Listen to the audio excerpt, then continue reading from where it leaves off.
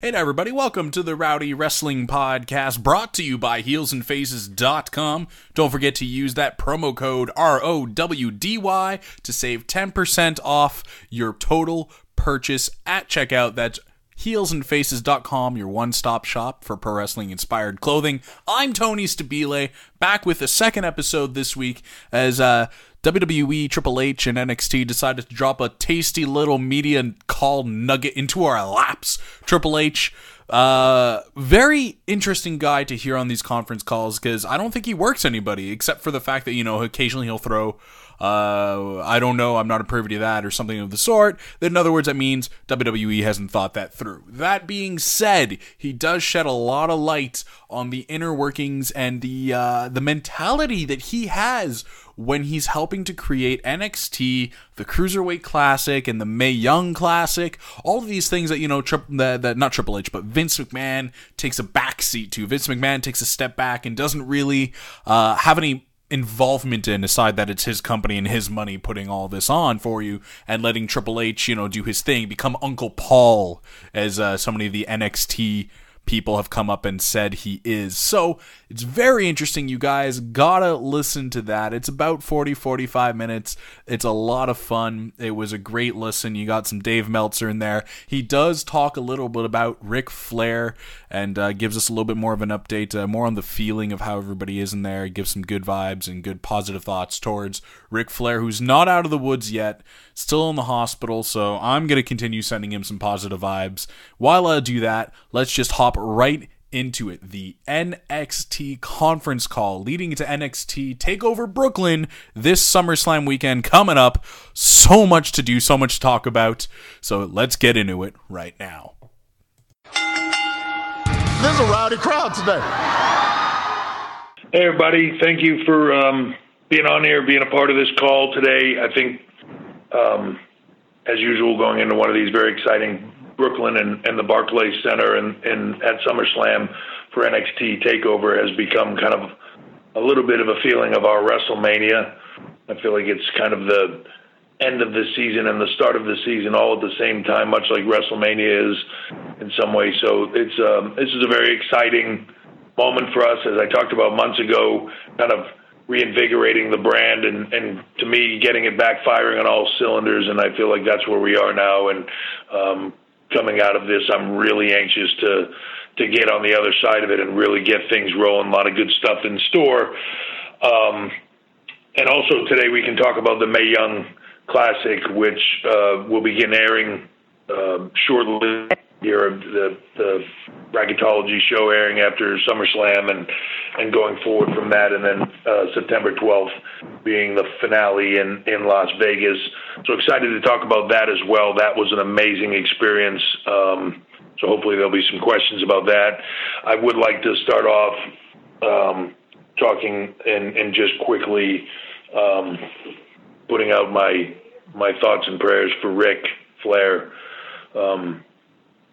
Rick, I don't need to say too much about it other than he's one of my best friends and, has been a large part of my career, idol, mentor. But it's been a rough week. Been a rough week for him, for his family. My thoughts and prayers go out to his family, and hopefully, one thing I know about Rick, he isn't going to go down without a fight. So he's a fighter, and we'll hopefully we'll be watching him strut down the aisle again real soon. But with that, I will open up the call to questions. Guys, usual rule applies. Keep it to one question and one follow-up, please, per outlet. We'll go to Mike Johnson, PWInsider.com. Hey, Paul. How are you today? Just strange. There goes another 5 minutes. Yeah. I'm doing great, Mike. How are you? I'm good. Sorry, Adam. So there's been a lot of talk lately about different independent wrestling promoters and bookers being around Full Sail. Dave Prazak was at the Mae Young Classic. There's been talk about Gabe Sapolsky working in some sort of position with NXT. The guys from Progress are down in Florida right now. Can you clear the air as to what sort of relationship there is officially with these different promoters and bookers? Are they working as consultants? Are they joining NXT Creative? Are they just there as part of the working agreement you have with these different groups? Or is it kind of to be determined? Where does all this kind of fit in right now? And I guess my follow-up, which I'll ask too, is how much of these relationships have added to the creative process of NXT? Because as you've mentioned, you're kind of happy with it now. That's been an ongoing discussion amongst these calls in recent months. And I feel like the cupboard's kind of full right now, and you've got a lot more leeway to play with creatively. So are they involved in this at all? Yeah, so here's the thing on all that. First of all, the Progress guys are where? That's terrible. I had heard they were in Florida. No, they are. Look, so as part of, to me, of this sort of opening up and working with others and kind of getting a feel for what's going on there, as I've said before, in a lot of manners, I want to work with guys that are or guys or groups or organizations that are in the kind of the business of cultivating talent, and not just putting on shows and not just putting on an event and selling some tickets and moving on and just bringing in whoever. People that are interested in cultivating talent and helping to push their careers along and to move them along and to do those things. And I feel like there's an opportunity on both sides, not only to get a feel for what each other does and from their point of view to learn how WWE does things, from my point of view to learn how they do things. I think there's always an opportunity to learn. I don't look at it and think there's just one way of doing things, but then if they're learning things from us of how we look at things and how we want talent to be and kind of how we're looking for them to kind of what the things are important for us for them to be excel at, it helps them as they're cultivating talent. It helps them grow their business. Our support helps them grow their business, which in turn helps support in a way a feeder system for us. I think it's important to have.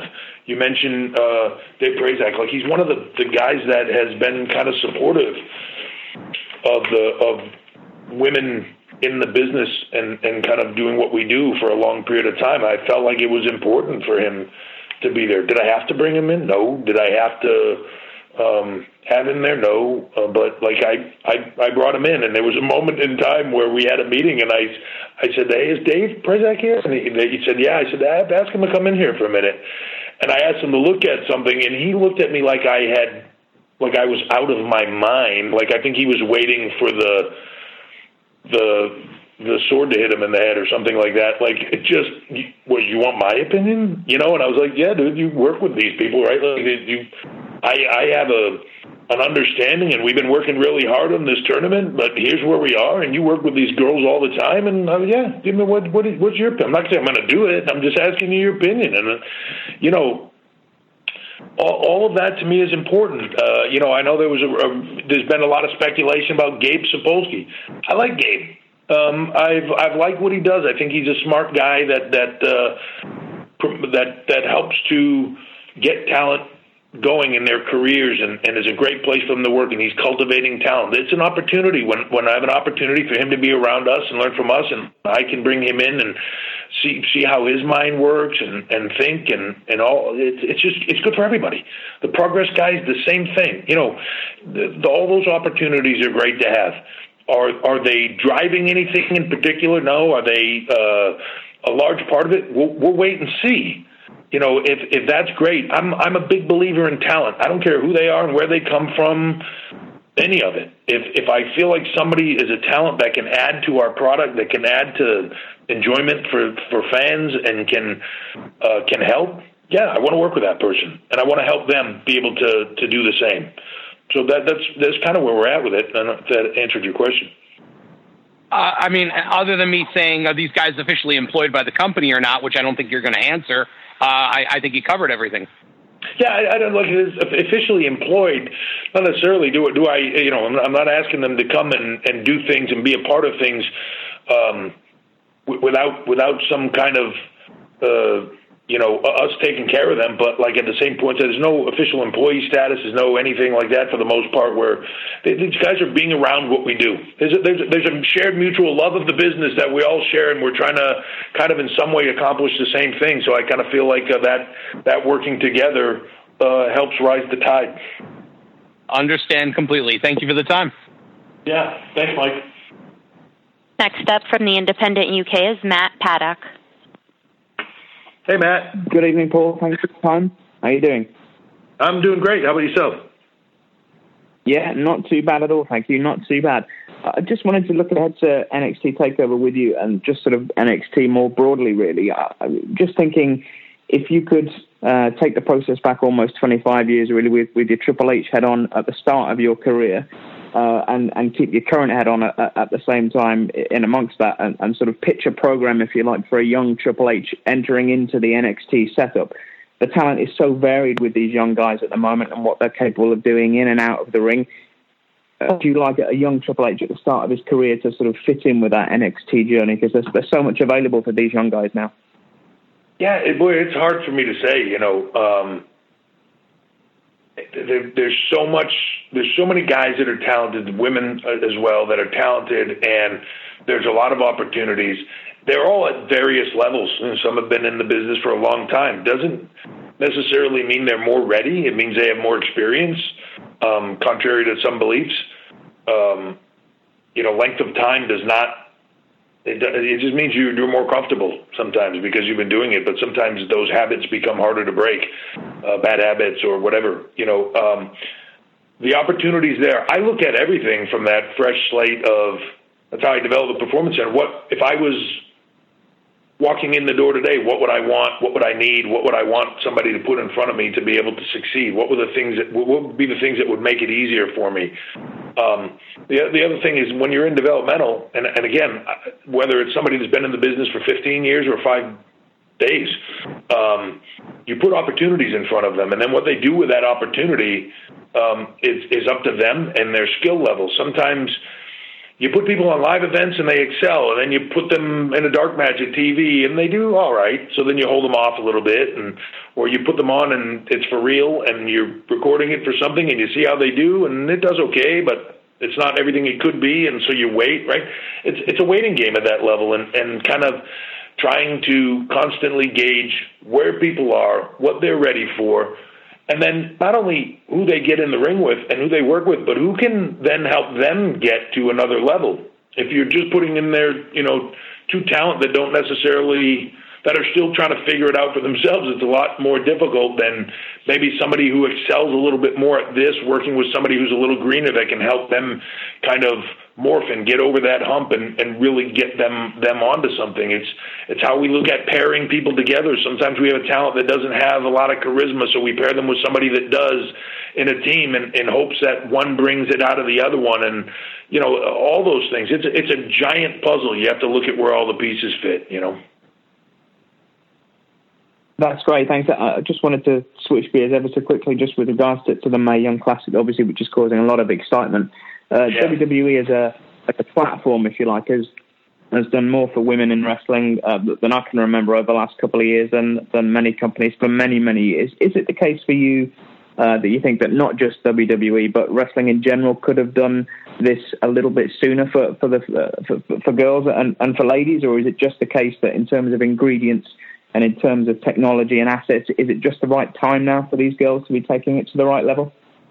Yeah, I think it's the right time. Look, could they have done it? I don't know. I mean, you can debate that all day. Could we have done this 5 years ago? Maybe. I don't know. I'm not sure what people were willing to accept. I think you see that in a lot of sports.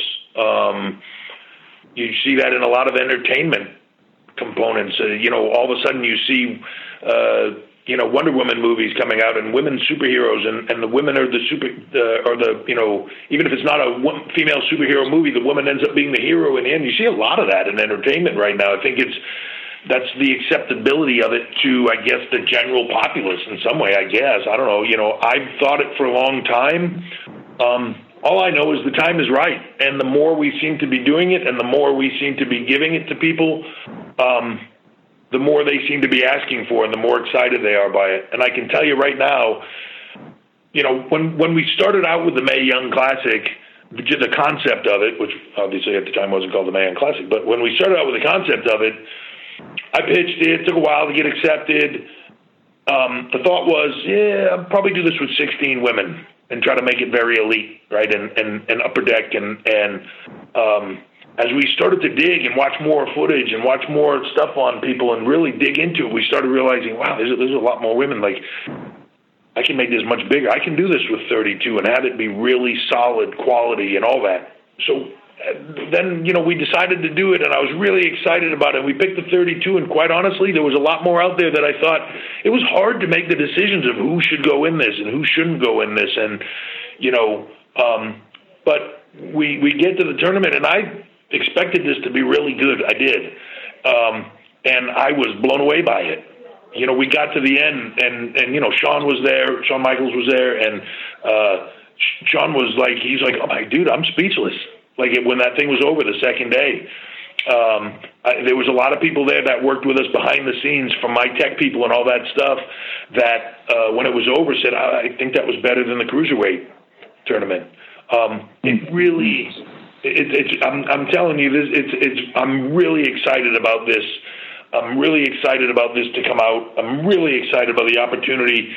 I said it then, and to me it bears repeating. These are all women that got into the business for the same reasons I did, and probably everybody else did, is they, at some point in time early in their life, they saw this, thought it was the greatest thing they'd ever seen from an entertainment standpoint, thought, I got to do this, right, and then ended up down that road. And I think for a lot of these women, it was the same thing. Whatever they saw, however it was, they thought, man, I have to do this. Except for the guys, there's always like this pot of gold at the end of the rainbow of opportunity, and whether that be WWE or, but there's just this big pot of gold at the end where you can be successful, and it can be life-altering, and it can be all these things. Didn't exist for the women. They got on that rainbow and rode it and took that journey with no pot of gold at the end. They just went for the ride and thought it was the greatest thing ever and had to do it. But there wasn't a whole lot in it for them. And to be honest, even when they were going to these indie shows, it was hard for us to find footage on some of these women, as good as they are, to find meaningful footage of them, because they'd worked a show here and they were a valet because there wasn't another woman working with them on the show, or there was a match here or a match there, right? The opportunities were very, very few and far between and limited. And look, I'm thrilled to be able to say that now you jump on that journey if this is what you want to do. And for a lot of those girls that are in this right now, there's a lot of little girls that are going to sit out there and they're going to watch this and go, I got to do this. And they're going to know now that there's a pot of gold at the end of that rainbow for them, and that opportunity is there in a different way than it's ever existed before. To me, that's the coolest part of that. And we put that responsibility on these girls that are in this tournament and that opportunity, and they killed it. They knocked it out of the park. So I'm excited to show this to the world. I'm really, this is one that I think at the end of it I'm really going to be proud of all the girls that were in it for sure. I can't wait for the world to see it. Thanks very much for your time tonight. All the very best this weekend, and I'm sure everyone else would echo these sentiments. And our thoughts are with yourself, Rick, and his family as well. We're all thinking of him. Thanks very much. Thank you. Next up is Dave Meltzer, Wrestling Observer. Paul, how are you doing? Hey, Dave, how's it going? Tough week, but it's it's going well. I wanted to ask you about the women's tournament. I had a couple of questions about it. I guess like the first one is, you're doing it like in a binge thing. I think is it like August 28th, you're releasing 4 or 5 shows, and then September 4th, 4 or 5 shows, and then the live finals. Is there any reason why you're doing it this way as opposed to like with the Cruiserweights where you had a weekly 1-hour show in a certain time period on the network? Yeah, so I think this is a little bit of an experiment on our part to see, the world is changing, Dave, right? I mean, you know this, and the way people are watching TV, my kids... My kids are 11, 9, and 7, and the concept to them that something airs at a particular time, unless it's live, like they don't get it. They're just like, why can't I just watch it when I want to watch it? It's a different world. They're on the internet watching things, and with the network, you have the ability to do that. What we found with the Cruiserweight thing is, as much as people loved the tournament and they loved all of it, a little bit of some of it started to wane as you got into the later weeks. People have busy lives, right? And appointment television, there's a lot of stuff to watch. And now, especially, it's like Monday, Tuesday, Wednesday, if you watch NXT, like there's a lot of stuff there. And even with NXT, it airs in a particular time slot, but the majority of people watch it within like the first 7 days. They watch that episode, they watch it during the week, but they watch it when they want to watch it. This was it's a little bit of an experiment to rather than to watch it wane and try to hold people's attention for that long a period of time, is to get out there in a big way, get people excited about it, put out the bracketology show, get people really excited about it, put it out there, put that first round out there in a 4-week kind of a run. You got a week to watch 4 hours of that and really get into it and find it exciting. The rest of it takes place, comes out the following week, and you can binge watch it, much like Netflix does with House of Cards or something like that, and they put it out in chunks, and a lot of people sit home and order food or whatever and just watch the whole season, right? And then in a couple of days, and I think that's what people are going to do here. I think they're going to be really into it. I think they're going to kind of enjoy it all at once, and then while it's hot and fresh in your mind in this couple week span, now we're going to go right into that live show in Vegas and build that up and really make a big deal out of it and kind of determine the winner but really make a big deal out of it. And I feel like it's a huge deal, and I feel like this is a big moment not only for women in general, but women in our industry. And I think we're finding a lot of support outside of the kind of WWE world as well, from a celebrity and an influencer standpoint. There's a lot of interest around this, so it's kind of cool. But I'm interested to see how that does in this binge format. I think it's going to be a cool thing. That just brings something up. On the Vegas show, are you going to have, like, I know you're going to have the championship match, but are you going to have, it's going to be like a 1 hour show of all women, and how does that relate to 205 Live that day? So what's the plan, or is it just going to be the one match and then you go right into 205 Live? I'm not 100% sure from a programming standpoint where they've netted out on that. Like, that's not necessarily my decision, right? I think we're working on it. My intent, as far as the Mae Young Classic itself goes, my intent is to make a big production around that one big final match and do a really big build to that. If I'm asked to present something else there that day, great. As far as where 205 Live goes, I'm not sure if that takes place after. I'm not sure exactly where they've netted out on that yet. But I just know I'm excited about that opportunity that day and for the women that make it to the finals and for all of them, because the truth is it showcases all of them. And I think even if you don't catch the tournament and you watch that final live, it's going to make you want to go back and watch how they got there. So it's I think it's going to be very cool. But they're kind of still working on all the logistics of it. And real quick also, do you have like an idea of, I don't know if you have a direct number, but kind of like how many of these women you think you're going to sign, and also is there any thought of doing, I know like the Cruiserweight thing spawned a television show, 205 Live. You obviously have women's divisions in Raw and SmackDown and NXT, so, but is there thoughts of a women's only television show given the amount of talent that you probably surprisingly found out of this tournament? Yeah, look, I think I would never say never. I think you could end up there. I think we're experimenting with a lot of different things right now as far as programming and the way things work, to see as the world changes and as the viewing habits of the world shift and move. Everybody's trying to figure that all out of how those shows look and operate.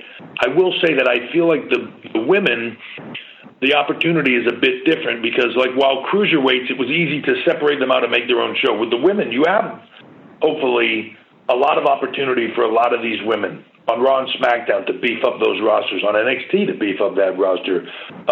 As we continue to move down the road, hopefully, and it's still the work and the intent in progress. It's just unfortunately in the real world of television at the level that we're at, things take time to come to be. But in the UK as well, the intent there would be to have, as we do localized content, to be able to put women there and have them everywhere. The same opportunity as the men be everywhere that it is. So I don't know if they need their own specific show to say, hey, here's where the women are cultivated. I think as long as those opportunities are everywhere, then I don't know that they need their own separate thing. I almost feel like that makes it less than for them.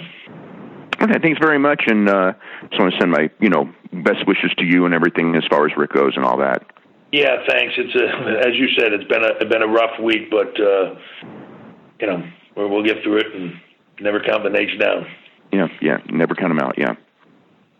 Thank you, Dave. Okay, thanks. Our next question will come from Vicente Diaz, Mundo Deportivo. Hey, Vicente. Hi, Paul. How are you doing? I'm great. Yourself? Thank you. Thank you for your time. Very good. Thank you. I want to ask you about what you said just right before WrestleMania when we were visiting the PC, about the 40% more or less of the athletes at the PC are from international. But we are still missing some Spanish wrestlers in WWE. Can you tell us if there's any plans for the future or any tryout maybe during the next European tour in November? Yeah, look, we're constantly looking. We're constantly trying to find talent and recruit globally. It's one of those things that you try to find the best talent you can everywhere in the world. Just because we go into a region looking for talent doesn't mean we're going to find what we need. We're working on it. I would like to have talent representing every place in the world. Easier said than done. But it's definitely something that we're working on and constantly in an effort to grow. And just one more, I could ask you about last time we talked about the possibility of having an NXT show in Spain, and I'm sorry I have to ask you again the same question. You told me that was all about logistics and the financial consideration. Is there any changes regarding this matter, and any hopes for us, any new hopes? Look, you can always hope. I would hope to be able to do that myself. I think it just nets out. When you're running a global live event business of over 500 events and trying to figure out where all of them go and what the opportunities are, and working with different partners and promoters internationally and every place else, we have to go where it makes the most sense for us. It is definitely something that we're trying to get to. They just haven't been able to finalize anything yet. Oh, thank you so much for the time once again, and see you soon. Thank you. Thank you. Next up is Jim Barcelone, Miami Herald. Yeah, Paul. Hey, Jim. It's interesting because on the SummerSlam card, it appears to be that there's at least one NXT alum in every match. And I just wanted to know your thoughts of just, this development process, Performance Center, that would tell me it's working really well. What are your thoughts about the process? Yeah, look, I think when you look at 80% of the main roster right now coming out of that process and that system, and, in some ways you can look at it and, I hear people go, they take guys from the Indies or whatever and guys that have more experience and, yeah, we still have to cultivate that and do all the things and teach them how to do television. But we've also created the Braun Strowmans and the Baron Corbins and the people that came from nothing, that had no experience, the Alexa Blisses and people like that, Nia Jax, all of them, even Charlotte at some point, that's just stuff that came in with zero, and the potential and the ability and hopefully the talent, and we were able to cultivate into something more. I'm really proud of that. Like I can look at it and say like that it did what it was supposed to do, and I'm glad that it did, because if it didn't and you took that number away, even if you took it away in a small percentage, it really affects the product. And the fact that you can split the rosters, still have a fairly strong number of talent on all brands, including NXT, have stuff waiting in the UK. Like there's just a lot of talent and a lot of reasons why the Performance Center and the system is working.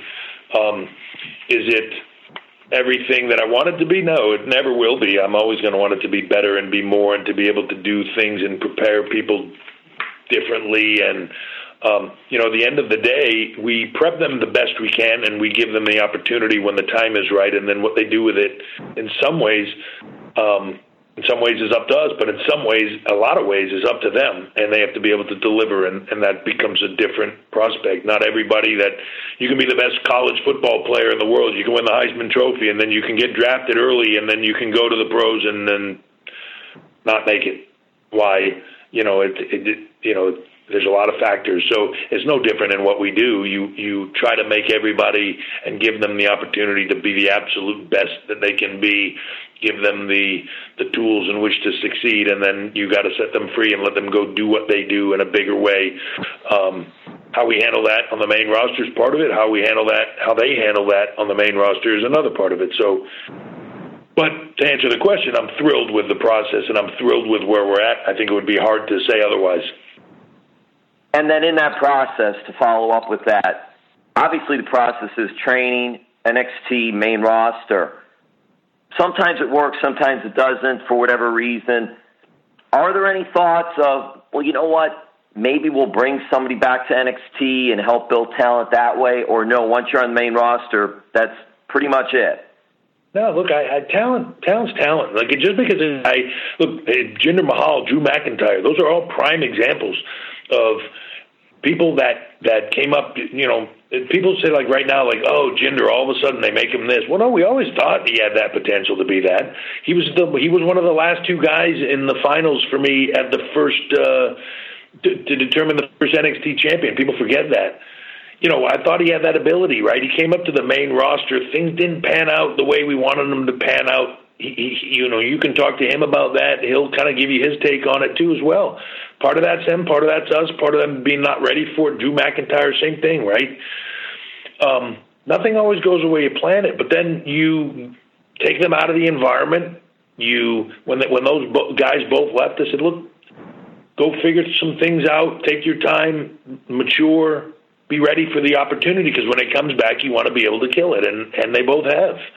And I think that's great. Sometimes they just got to leave and go other places and realize the message that they're hearing was right, or whatever. You got to rebuild. And to me, if that's an opportunity now, as this system evolves, of taking somebody that's either not panned out on the main roster or has panned out even on the main roster, but has been there for a long period of time, and you say, look, you've done everything you can, kind of, we're going to take you off, rather than them not being here. It's like, okay, we're gonna bring you over to the UK for a little while, or we're gonna bring you down to NXT and we're gonna do a little run there, freshen you up a little bit, bring you back. I think those opportunities are there in some way for everybody on the roster to be able to move around and be able to do the things that are meaningful, whether main roster, whether NXT, whether localized someplace else where they can go teach other people, learn themselves, and sometimes taking a step back out of it makes you realize things that you had forgotten, or that you go like, I don't do that anymore at all.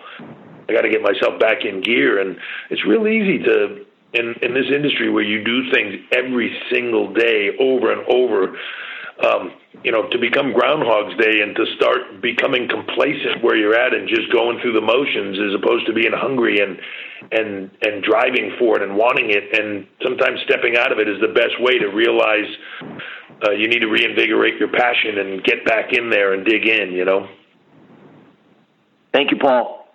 Thank you. All right, guys, this next outlet will be the last one for the call. Thank you. And our final question comes from Scott Fishman, Channel Guide. Hey, Scott. Oh, man, that's a lot of pressure. Hey, Paul, how you doing? Yeah, it's got to be a good one now, right? Like everybody's hanging on. I guess, since you haven't really spoke too much about it, just the overall card of this NXT Brooklyn, you mentioned in a lot of the promos that this is a homecoming in many ways. Could you just touch on what that will mean as far as going with that theme, and also just the card in general with Drew McIntyre headlining, someone who's getting the second chance against Bobby Roode, another guy who has really taken the opportunity to run with the ball and represent himself the way he has?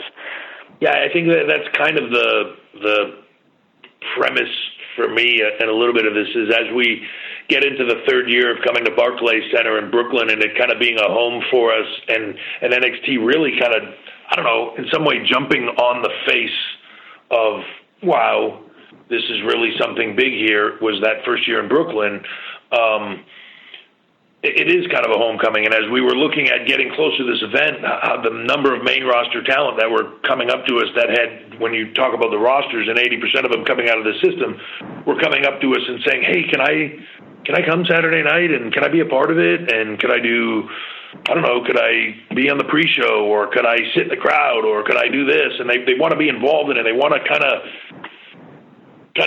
put their thumbprint back on what they did and how much fun they had there. And that's really cool. And it kind of felt like it was this homecoming for everybody, almost like that Saturday at Barclays is this big opportunity for everybody to come back kind of in a way back to NXT and feel like they're back a part of this home deal. And in another way for Drew McIntyre, I feel like it's a kind of a homecoming too. And I think that sort of resonates with the card. I'm excited about this card. I feel like there's a big build on it, and Bobby Roode kind of spending the year as being this sort of dominant, pompous champion and making it his brand, and Drew coming in as the new guy, wanting to kind of put it back to the We Are NXT, and Ember and Asuka this. Just is the same as we say all the time, a different level of performer just because she's so different. But Ember, who's really, really come into her own in the last 6 months and is poised and ready, and in some ways is poised and ready to be the one that carries it beyond. So, that's exciting. I think when you see the turn that Hideo Itami has had, and I feel for the guy with all the starts and stops he's had, not due to anybody other than his physical, things just happened, right? But the starts and stops, and I feel us with this kind of attitude turn of him has really put him into a position that he's really thriving in. Then again, you have Aleister Black, who I feel like has just come in with a look and a feel and a character that's something totally different than we've seen in a long time, and has really sort of step by step, slowly but surely, coming into his own as a player that you just can't see a ceiling on. And the Authors of Pain as probably one of the most dominant tag teams from just a sheer size and power and everything that they bring to the table. But when you put them up against Sanity, it's a different thing with Killian and Alexander Wolf. It's just a different feel. And with Eric Young guiding that, there's kind of the unstoppable force, immovable object. And then Andrade Almas to kind of reboot him, and where he's at with Zelina coming in next to him, and kind of the refresh and restart of him going down a road, but also then the return of probably one of the favorite players on the entire roster of Johnny Gargano. To me, it's like an intriguing match of just, I want to see that match. I want to see, can Gargano start this run of his singles career? Can Andrade continue down the path of reinventing himself that he's on? That's not even talking about all the other talent that we have that aren't even on this card. And that's what's so exciting right now to me, I feel, about NXT. I'm not even bringing up the other women. I'm not even bringing up Roderick Strong. I'm not even bringing up Ono or, the UK talent who will be there in Brooklyn. The other talent that we have that are coming in the door, the Kyle O'Reillys, the Bobby Fishes, everybody else is walking through, and NXT really is this hotbed and place to be. Man, it's an exciting time. This card to me, again, and I'll say it again, we've rebooted and we're where we're at, but this is kind of like the finish of that season. We're ending on a high note, but we're also, I feel like we're starting a new season and really kicking things into high gear. And I think when you see that split, you see where this goes coming into the fall and everything else. It's going to be hot. And you mentioned this being kind of like an end-of-the-year, start-of-the-year type thing. When you sit down with Vince McMahon and you go over the year that was and all the progress, what are his thoughts about how things have been moving along, and maybe watching whatever he has of the product? Is there someone that he has become a fan of from watching? Yeah, I think there's excitement. There's a lot of talent that he, on the occasional basis, will say, where you at with this person? When do I get them? You know what I mean? It's my job to then creatively work with the team, both main roster and my own team, to say when is the right strategic time to put that person into the right place that they need to go to, so that they have the best opportunity in front of them, and to make sure they're ready. And it's funny because, sometimes I'll see people think or say, like, oh, my God, this person has been so ready for so long. They don't know the things that they're missing that we can see from our side of it to say, look, I need you another 3 months, and this is what I really need you to focus on. I don't want you to fail on this one piece when you get up there, or whatever that is.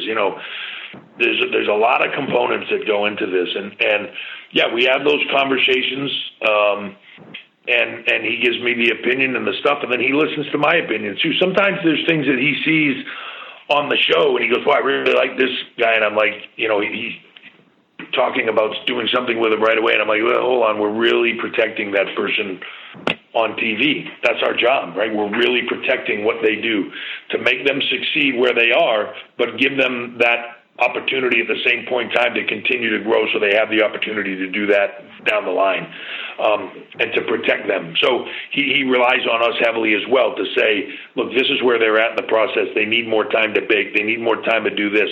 I want it to be the best it possibly can be, not only for the roster, for Raw, whatever that is.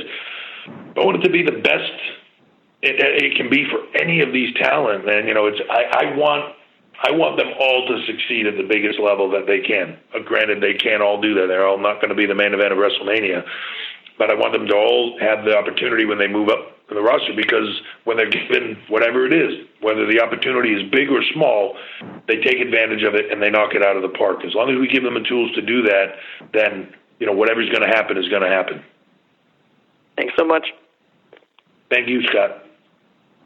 Thank you, everybody, for taking the time to be a part of the call and for your patience today. We appreciate it. Yep, thank you, guys. I'm sorry about the delays on everything, but again, as you said, that's a little bit of the old SummerSlam week. Thank you for everything. Hopefully everybody that's going to get a chance to see NXT TakeOver is going to enjoy it. The Mae Young Classic after that, I'm telling you, I really believe, and I think it's going to be something special. And again, one last time, shout out to Rick, and get well soon. Thanks, everybody.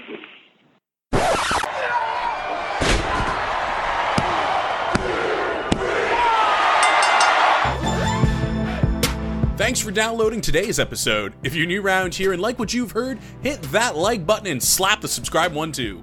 Leave me a comment and tell me what you thought, and I'll see all of you next time.